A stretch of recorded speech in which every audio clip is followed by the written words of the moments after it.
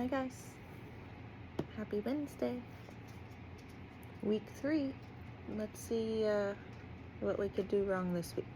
Hopefully nothing. Hi Sass, gotta get down here. Come on. Okay. Hopefully that'll be the only interruption, but I doubt it. So, Sigil Magick. To put it easiest, I guess, Sigil Magick it's like any other magic. Putting your intent into something to have a positive outcome for that specific thing. Sigils are like a powerful way of manifesting your goals or some other significant change in your life, and basically creating a rune or symbol based on that, based on your intention. So all of the creative freedom is yours. There's no right or wrong symbol, because it's all based on what you want to do, and whatever symbol or piece of art you come up with is entirely subjective. It's yours. There's a few different ways that you can do this. We're gonna do the easiest method tonight, just because, we're taking things slow, 1 week at a time. But there's 3 types of sigils we can do. We can do permanent, we can do temporary, or we can do destructive. We're going to do destructible tonight, just because it's the most common way to do this, but we will go over the permanent and temporary sigils as well. So, we can do one together tonight. I could just show you a sample, something easy. We could do a sigil for protection. Sound good? I know. We did candle magic for protection. We did simmer pots for protection. Protection is always my thing. Everyone always needs to be protected at all times. And you can make the protection completely your own too. Like, my home and family are always protected, or however you want. You want to protect a certain person, an object, a thing, a family member. You can go more in depth that way too. But for teaching's sake, let's go simple. And if anyone ever has any questions about any of this, just reach out to me. Give me a call, send me a message. I can go more in depth on anything. I have a visitor coming. Callie. Come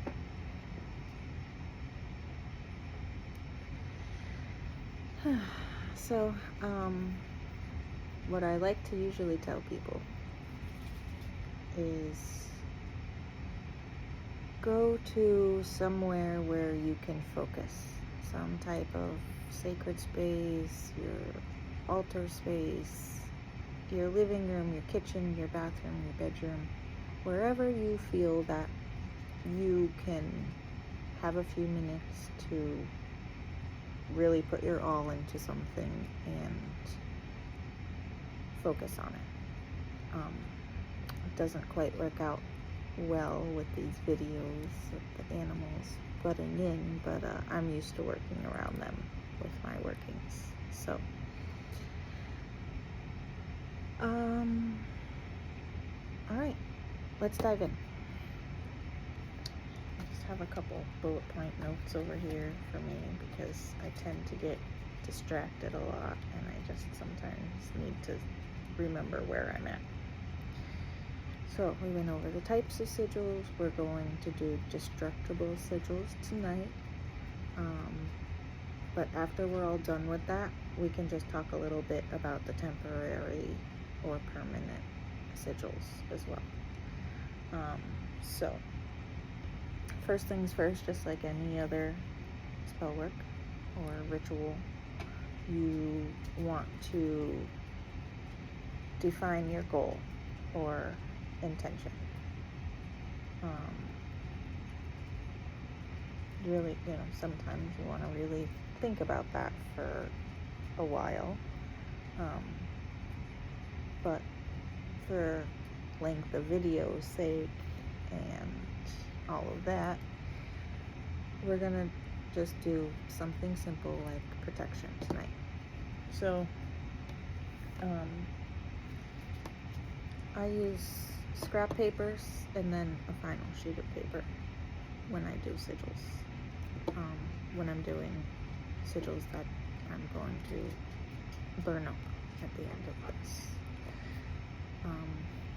That's destructible. There are other ways of doing it. That's just most common, setting it on fire. But there's other ways. We can also talk about that. So you get your scrap paper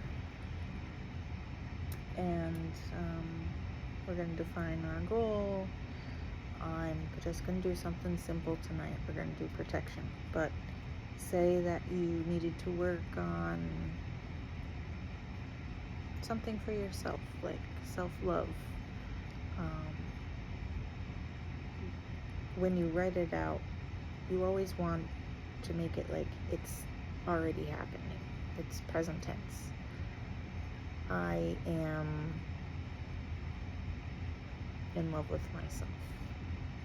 I am worthy of love. I am. It's just not I will. You always want to be in present tense when you're doing spell work. And you want to be specific, but not too specific. We'll get into that. So, to make the sigil, you can write out your phrase, like, my home and family are protected. Or you can just write a single word, which I'm going to do because it'll be the easiest way to explain it. And then you can take this and make it your own when you do other sigils in the future. So I'm just going to write down the word protection. So once you write out the phrase or the word, any repeating letters you're going to take out. So I have a second T, I have a second O,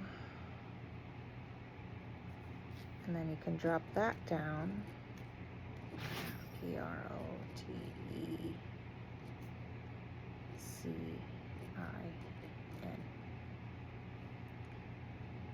Now we're going to take out all the vowels.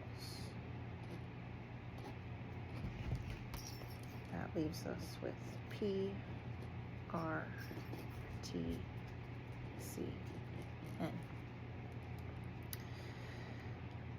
So these are the letters that we're going to make our symbol with, or sigil, or rune, or whatever word you want to call it. We're going to sigil.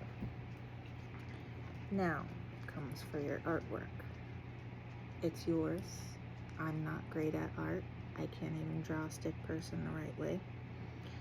You can use these letters and say we'll make it like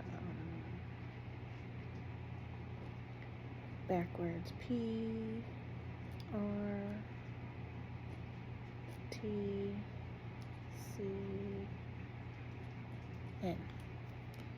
If you don't like the looks of all of those letters, sometimes your intention or goal is a bit longer and you wind up with almost a whole alphabet. It's hard to come across. So drop whatever you think isn't fitting with what you're feeling at that time. You know, keep working on it until you get the one that you like. And then we redo it on our final paper before we charge it. So let me try this one more time. I think I'm gonna go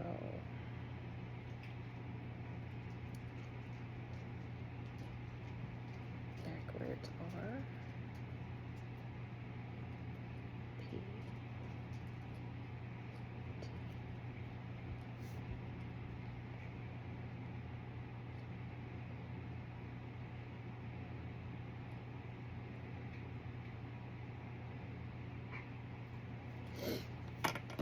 Okay.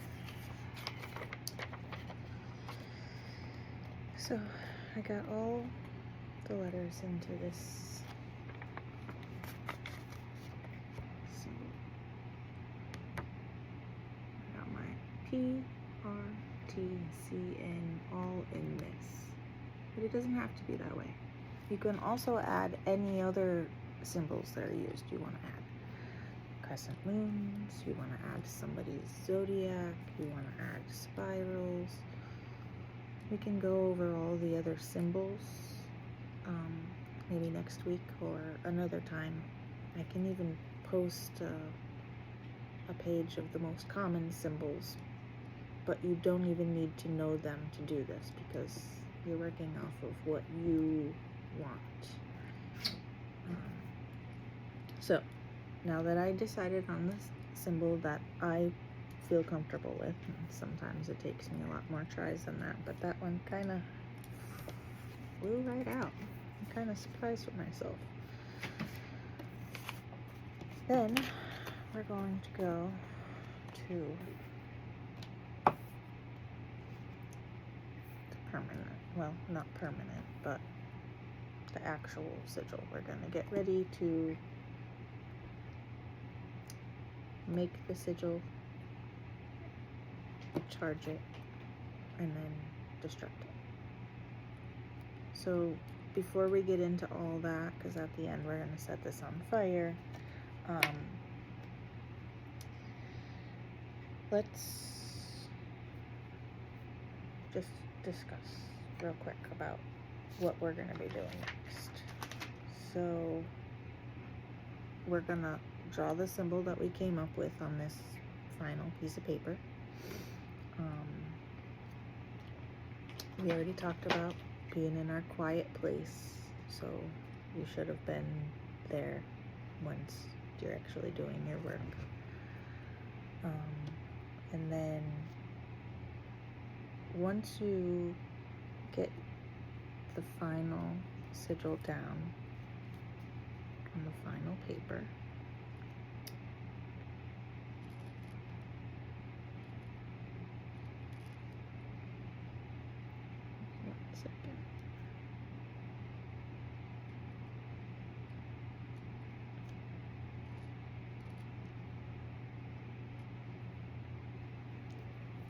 okay.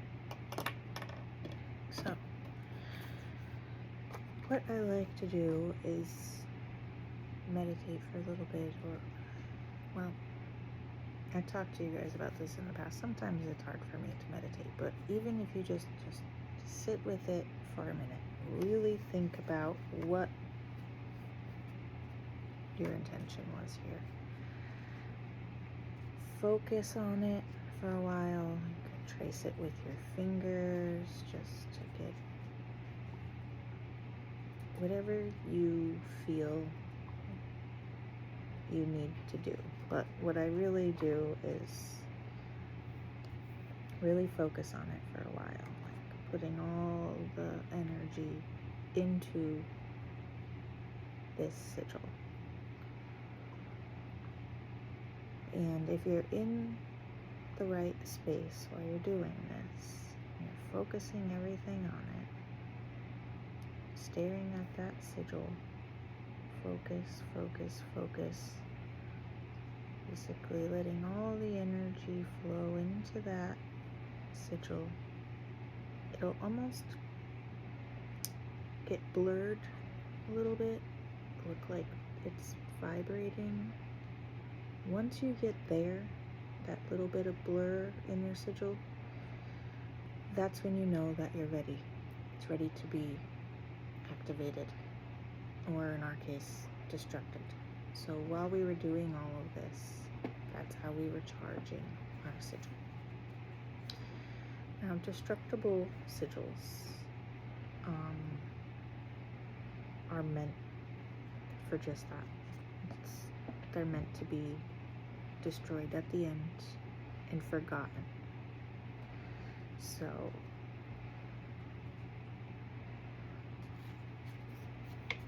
this one,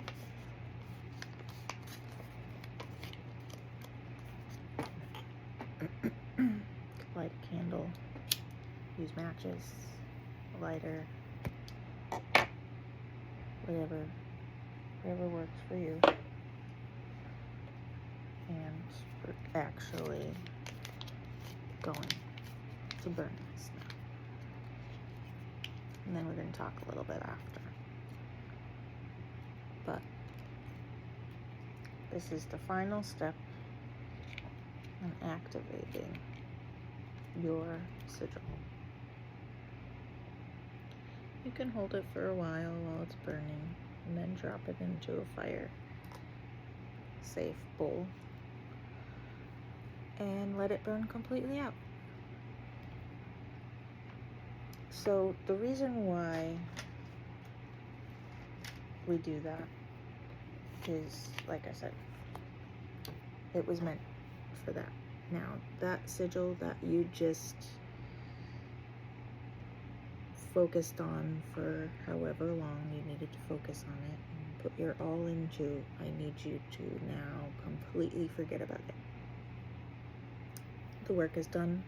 The sigil is now activated and in the ether. The more you focus on that sigil and if it's going to work for the outcome that you wanted, the more you're going to interfere with the outcome. So you just need to completely forget about it, or your subconscious is basically going to mess it up for you. Does that make sense? So let me think how to word it. Sigil Magick is based on the concept of planting an idea into your subconscious and letting your subconscious guide you. So the more you think about that sigil and if it's going to work, the more your conscious self gets in the way of what needs to happen. Does that make sense? Maybe that made a little more sense. So, it is very important to forget about it, especially when we're doing destructible sigils. To get into, the permanent sigils or temporary sigils, they can be quite fun. Actually, you could do things pretty much daily, like you can take a Sharpie or a lipstick or eyeliner, a pen, and draw it on yourself, and it will be temporary because when it wears off, it'll take however long to wear off, and that would be temporary. Sometimes in the morning I'll use my finger and draw something on my body just with my finger, like something. for the day. You know, what do I need for the day? Kind of like picking out your crystals for your pocket stones or the bracelets or jewelry you're going to wear for the day. You can make a sigil for what you need for the day. I need clarity, or I need success and wealth. I need love, I need health, I need protection. You can also do it that way.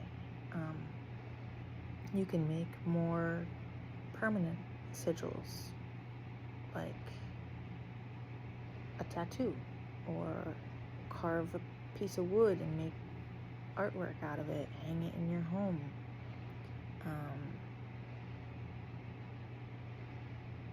Another option for temporary chalk, like maybe under your welcome doormat, you might want something for your home, for protecting your home. You can use chalk under your welcome mat outside, and that would be temporary. You can also make that permanent, because you always want your home to be protected, but sometimes needs different types of protection. So sigils are entirely your own, just like every other piece of witchcraft. But they're fun because it's all about you and actually creating it from step 1 to step whatever, how many ever steps there were, maybe 5, I don't know. You can do temporary or things in the air, draw with smoke from incense or sage. You can do something when you're stirring your tea. There's all kinds of different ways you can use sigil magic. Just the most common is destructible, but you can also make it permanent. It's just depends on what you need and what you're going for. I think that pretty much sums it up for tonight. Let me make sure I didn't miss any in my notes.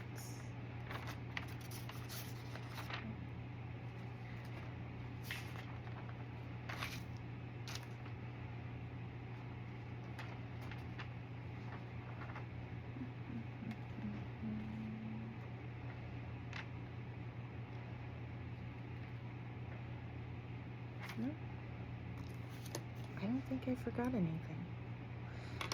And I don't think these two cuties in front of me were being too interruptive tonight. I don't feel like I got too sidetracked. But once I rewatch, we'll see. Callie, you're gonna get burnt on the candle. Come here. Wanna say hi to everybody? Come on. Come on.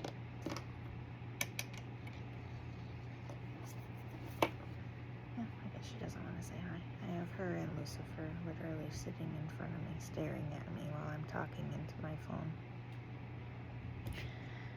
But I guess that's the basics on Sigil Magick. Hopefully it made sense.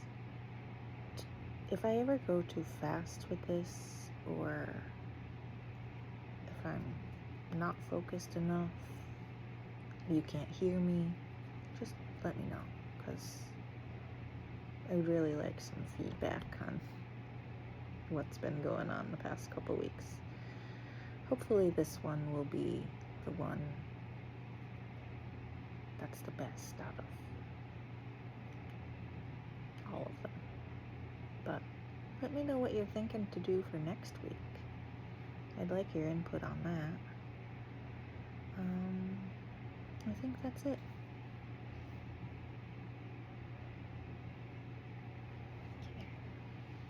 Let me say hi to everybody. Say hi.